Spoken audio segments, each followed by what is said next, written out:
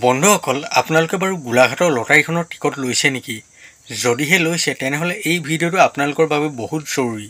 আৰু যদি আপোনালোকে টিকট ল'বও বিচাৰিছে তেনেহ'লে আপোনালোকৰ বাবে এই ভিডিঅ'টো বহুত জৰুৰী।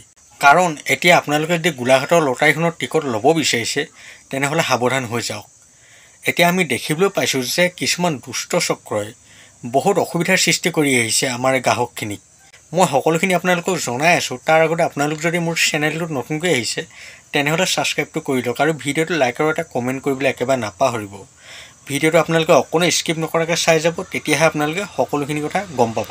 বন্ধুসকল, আপোনালোক সকলোৱেতো জানেই যে আহিবলগীয়া নতুন বছৰৰ 21 জানুৱাৰীত গোলাঘাটত এখন লটাৰী খেল খেলোৱাৰ কথা আছে। টিকটৰ মূল্য হ'ল 100 টকা। সকলোৱে টিকট লৈছে, সকলোৱেতো পাম বুলিয়ে লৈছে ন, কিবা এটা পাম সকলোৱে হেঁপাহে লৈছে। কিন্তু আমাৰ যিখিনি মানুহে টিকট লৈছে বহুত অসুবিধা পাইছে এতিয়া।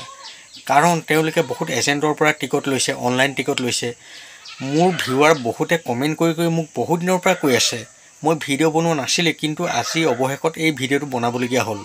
ইয়াত কমিটিৰ কোনো দুখ নাই বন্ধুসকল। যিসকল এজেণ্টে এই গোলাঘাটৰ লটাৰীখনৰ টিকট বিক্ৰী কৰি আছে সেই এজেণ্টসকলে এতিয়া বহুত সুবিধা লৈছে। সেই এজেণ্টসকলৰ পৰা কোনোবাই যদি টিকট লৈছে, চব এজেণ্ট নহয় দেই বন্ধুসকল, যিসকলে এতিয়া এটা দুষ্ট চক্ৰ গঢ়ি তুলিছে সেইসকলৰ কথা কৈছোঁ। তেওঁলোকে কি কৰিছে, যিসকল ৰাইজে তেওঁলোকৰ পৰা টিকট ক্ৰয় কৰিছে সেই মানুহখিনিক তেওঁলোকে 10 দিন 12 দিন ধৰি টিকটটো দিয়া নাই। আৰু যেতিয়া টিকটটো বিচাৰে তেওঁলোকে কৈছে বোলে এটা টিকটত 50 টকাকৈ দিব লাগিব, তেতিয়াহে হেনো বোলে টিকটটো হোৱাটছআপৰ যোগেদি দিব। এইটো কেনেকুৱা ধৰণৰ কথা বন্ধুসকল? প্ৰথমতে পইচাটো লৈ লৈছে, তাৰপিছত আকৌ টিকটটোও দিয়া নাই। এইটোতো বহুত বেয়া কথা বন্ধুসকল। আপোনালোকলৈ মোৰ এটাই অনুৰোধ থাকিল যে আপোনালোকে এজেণ্টৰ পৰা টিকটসমূহ নল'ব। আপোনালোকৰ যিসকলে টিকট ল'ব বিচাৰিছে সেইসকলে কেৱল কমিটিৰ পৰাহে টিকটখিনি ল'ব।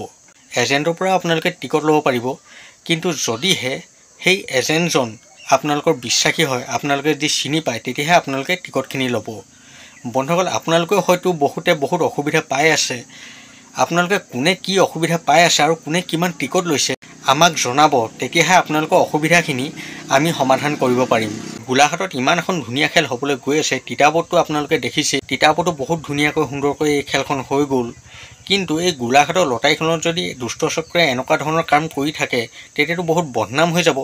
মই কমিটিৰ মানুহলৈ হাতযোৰ কৰি এটাই অনুৰোধ কৰিম, যাতে যিসকল দুষ্ট চক্ৰই এই কামবিলাক কৰি আছে তেওঁলোকৰ ওপৰত যেন বিহিত ব্যৱস্থা লয়, সেইসকলক যেন ধৰি উলিয়াই দেই। নহ'লে কিন্তু বহুত ডাঙৰ কথা হৈ যাব, বহুত বদনাম হৈ যাব গোলাঘাট।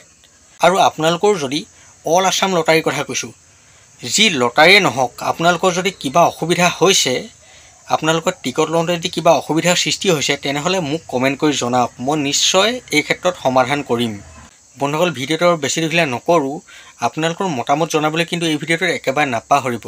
আৰু ভিডিঅ'টো চাই ভাল পালে মোৰ চেনেলটো ছাবস্ক্ৰাইব কৰি ভিডিঅ'টো লাইক আৰু এটা কমেণ্ট কৰি দিব। বন্ধুসকল, ভিডিঅ'টো এতিয়ালৈ ইমানেই। আকৌ লগ পাম নতুন এটা ভিডিঅ'ৰ সৈতে। আজিলৈ দিয়ক মোক বাই।